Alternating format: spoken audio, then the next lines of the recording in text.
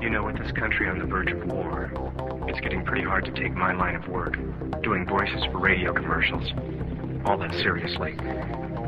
In fact, it's getting so that more and more, every time I'm in the studio for a session, I feel just a little bit more hypocritical and guilty.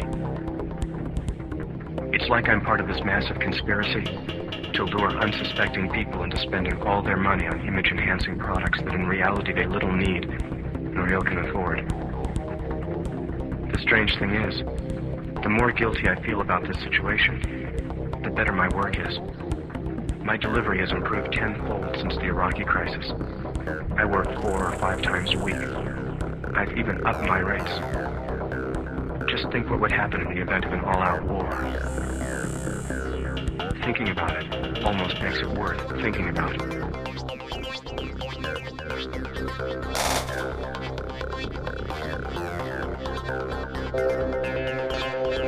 Regardless of what I may have told you over the radio, nothing you can buy will make you a better person, a happier person, a more spiritually connected person.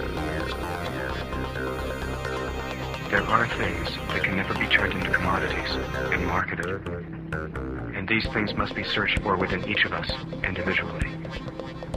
Our future as a country is built upon lies and deception, and if you don't think that you're only 3 paychecks away from that disgusting bum you just passed on the street, then you too are part of that deception.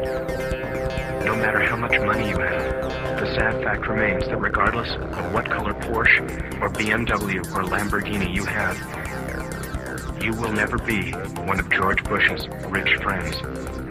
George Bush does not want you to be his friend.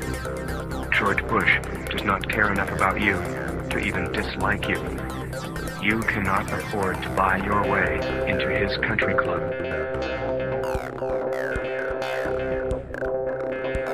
It does not matter if you're a slave in the fields, or a slave in the office, or a slave in the big house on the hill. You're still a slave, and at best, a middle management slave, prodding and whipping and abusing those beneath you in a desperate fervor, praying that you will suddenly find yourself a part of that inner circle.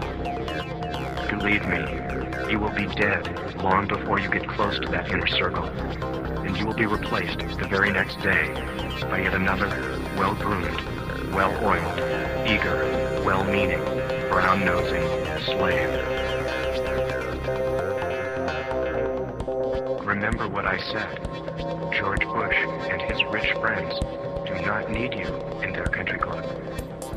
Stop acting like you're next on the docket, because you aren't. Stop acting like everything is all right, because it isn't. Nothing is all right. Freedom without structure is anarchy. Structure without freedom is fascism. Capitalism is not democracy. Convenience is not freedom. And the government is not your friend.